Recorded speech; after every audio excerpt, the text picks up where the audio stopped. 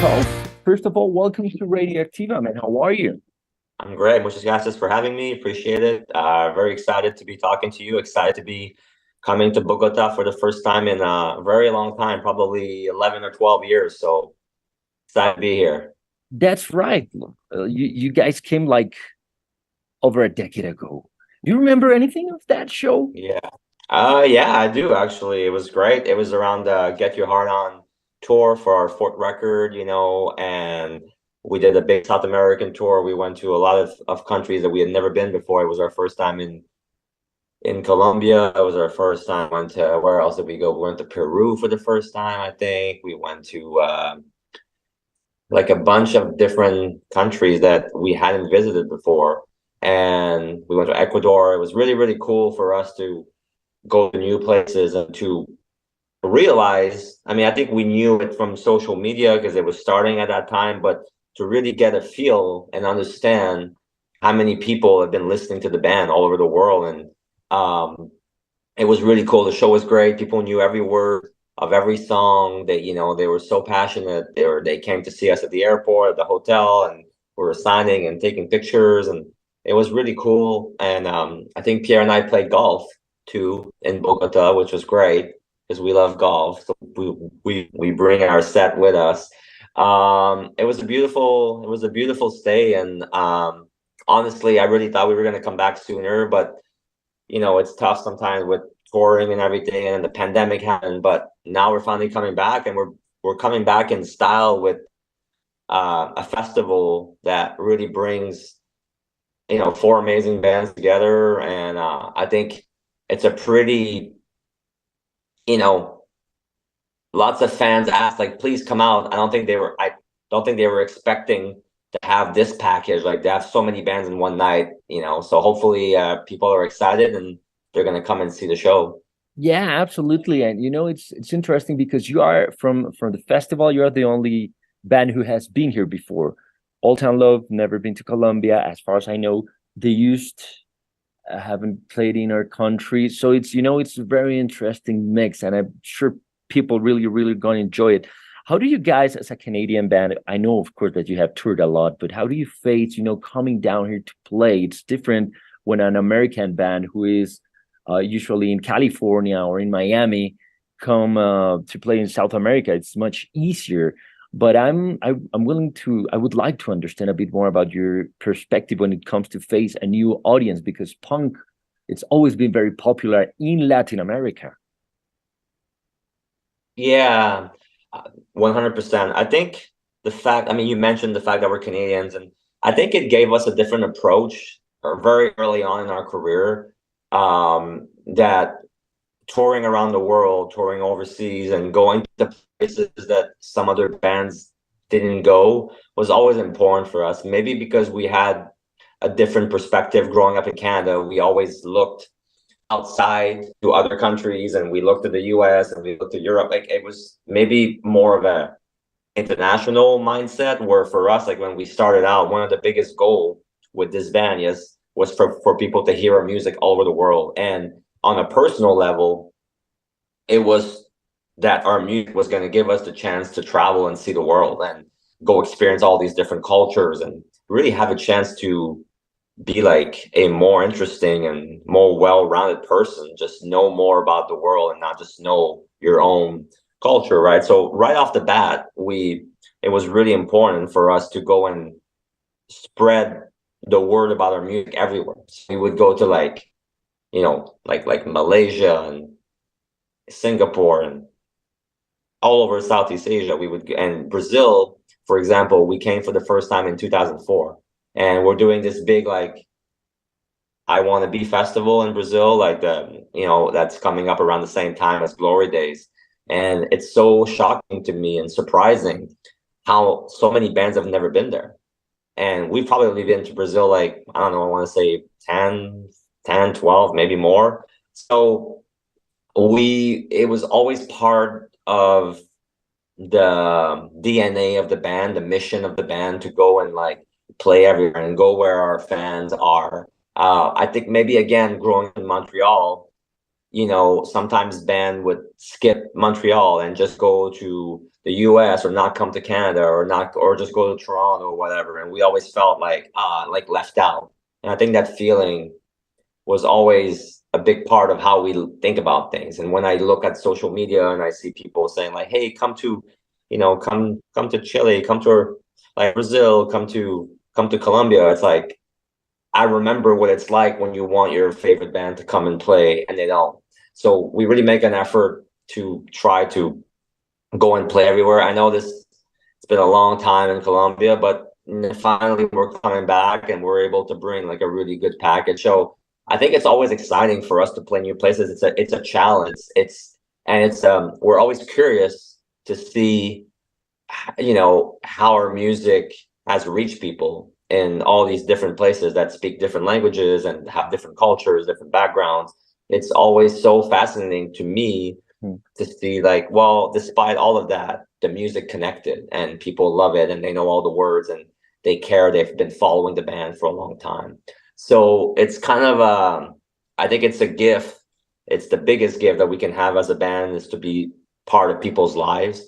And it's even cooler when it's like in places that maybe are not the obvious place that bands go to, like, London or, I don't know, Tokyo. You know what I'm saying? Like, it's kind of like, it's really cool to see how far the music has made it. And it makes us feel really special to know that all these people around the world, we've been a part of their lives. Hey man, I love that sort of, insight or reflection on your perspective on music and all that, because, you've done so many records. I don't know if you guys ever thought when the band started that you were, get to be celebrating 25-year anniversary. And sorry, go ahead. No, please go. I wanna hear what you were thinking. Well, sure. I was just gonna say, like, I mean, if I'm being totally honest, I don't think you really know. You can never really predict, right? You can never be for sure, like. But I think what we had is that we had the hope that this band would have, some good longevity. Like that was really the objective. It wasn't a short-term thing. Like we just want to have one big record, and like we've always thought about long-term and the future and how we treat our fans and what we do. It was never about like the short term, like, get like, make a quick buck here and there. Like it wasn't like that. It was always like, we've always thought of ourselves as like, we looked at the bands that we like kind of idolized and how they operated. And we tried to get inspired by that and try to do things for the long run. So I don't think if you have told me at 21 years old, like, hey, you'll be in 44 and you'll still be playing shows all over the world and your band is gonna still be like a band that's important, that people care about. Like, I think I would have been blown away. But at the same time, I would have said like, yeah, that's exactly what we're trying to build. You know what I mean? That's exactly what we're hoping for, what we're, every day trying to work on. And that's why we spend so much time on every single song that we release. We want to make sure it's good enough. It raises the bar of our band. It's, we always have to keep that quality. Every show that we put on, we realize that every single show, there's so many new people that have never seen us before. And even 25 years into our career, it's still a chance to make a first impression on so many people. So they all matter. Like every little small things, every big thing, everything matters. And we've always looked at it like that. So it's pretty cool that it kind of worked out and that we're here and that we're able to still do this. And I think we realize how precious it is to have that longevity and have that status as a band. And that's why we're more than ever even more careful with it, I love that also because, thinking about those 25 years of career, I was just listening, of course, to the records before getting into the interview, and I was thinking about the album titles and how things have changed because, it all started with no pads, no helmets, and we also had Still Not Getting Any, and we also have Harder Than It Looks. So it's like an evolution, but I'm pretty sure that's also a perspective within the band, So I was thinking about that. Does the message change after the experience, after touring? going through all those titles and being able to reflect that it's not that easy? Yeah. Well, yeah, the title came from the fact that, from the outside, it can look like, oh yeah, they have the easiest life and they just go and play shows. But there's so much going on, right? There's so much going on to keep a band current and a band, like, keep people, like our fans, interested, engaged, keep the band together. That's, because that's the number one enemy of every band, is like not being able to get along. And there's so much conversations that need to happen, so much communication that needs to happen. We're very lucky. The band is really aligned together. Like, we have the same values. I think we look at our career in a very similar way. Obviously there's differences and everybody has their own perspective and opinions, but in general, in terms of the big long-term goals, we're on the same page, which is really helpful. But it still requires lots of attention to keep that, to keep the band on the same page. So that's number one. So that's kind of where the record title came from. And also to realize that there's such an element of luck, like the whole artwork is this, we kind of try to imagine what we would be doing if we were not in the band, and so we play all these different jobs. But really, what's crazy is that there's probably a drummer that's working in an office right now, and he's probably like, way better than I am, and he could have been there. It could have been him, and it's not because I'm more talented or, there's an element of luck. There's hard work and there's talent, sure, but there's also luck. And so, it is harder than it looks in so many different kind of ways to get to where you want to go. So, but at the same time, what I want to say in terms of the spirit of the band and the titles and everything is that it's interesting how there's always like a battle between, the person that you're becoming, that you're, obviously with the years you change, and now we have families and, we have kids. And so obviously it changes you, right? But at the same time, you're trying to hold on to, a version of you, like the young version. The fans are they want the band to stay the same. So it's always that sort of friction, that battle between like, hey, we're evolving as people, our band is going to evolve, but at the same time, we still want to hold on to what made this band special. We want to hold on to you want to evolve, but not in a way that's going to turn off all your fans and be like, well, now I like jazz, so I'm making a jazz record, you know what I mean? So there's this tension between like trying to bring your fans along with your evolution and who you are.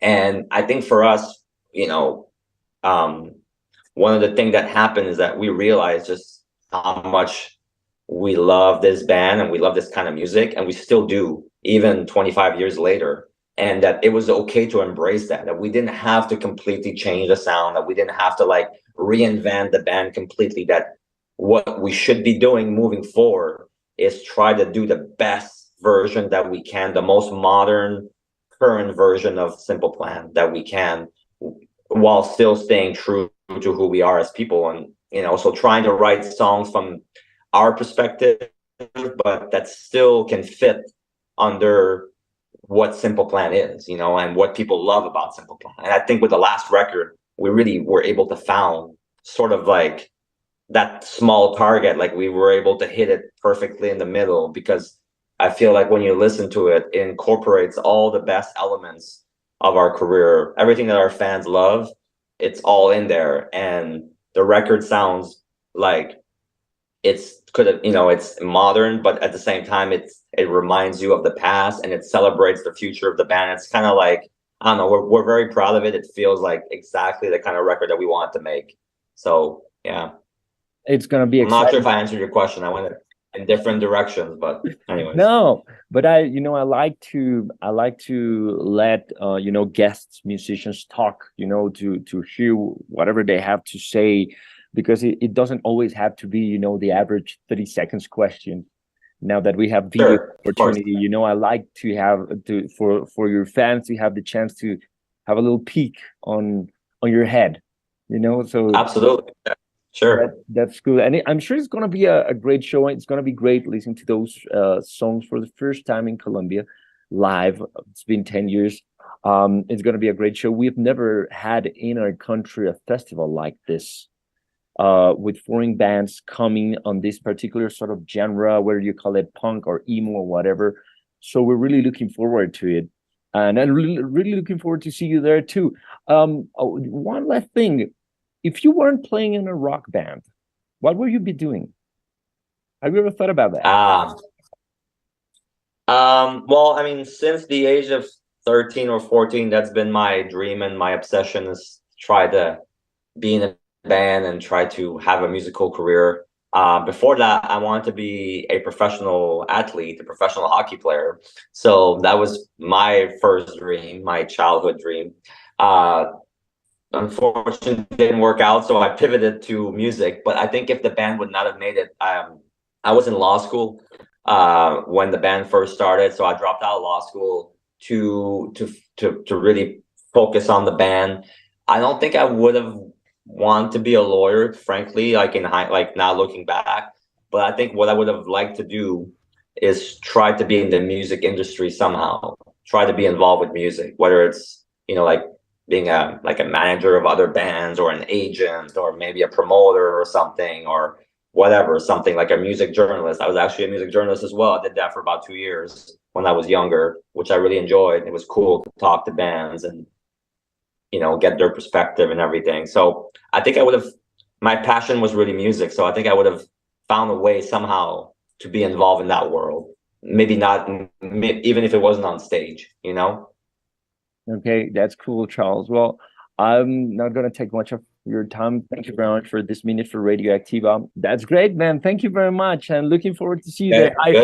I couldn't see you guys 10 years ago when you came, so it's going to be my first time watching Simple Plan. All right. Well, I hope we have the chance to meet, and I look forward to playing for you guys. Thank you so much. Gracias. Hopefully. Thank you very much. Have a very nice day. Hey, what's going on? It's Chuck from the band Simple Plan, and you're listening to Radioacktiva, the rock planet.